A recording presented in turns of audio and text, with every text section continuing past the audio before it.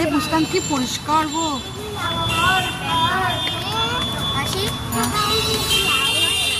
বলো, আমি সামনে তাকাচ্ছি বাবা, আমি পড়ে যাবো পিছনে। তাকাতে পারবো না তো, আমি পড়ে যাবো। ব্যালেন্সটা ঠিকঠাক করতে পারছি। এইখানে ঠকে গেছি গো।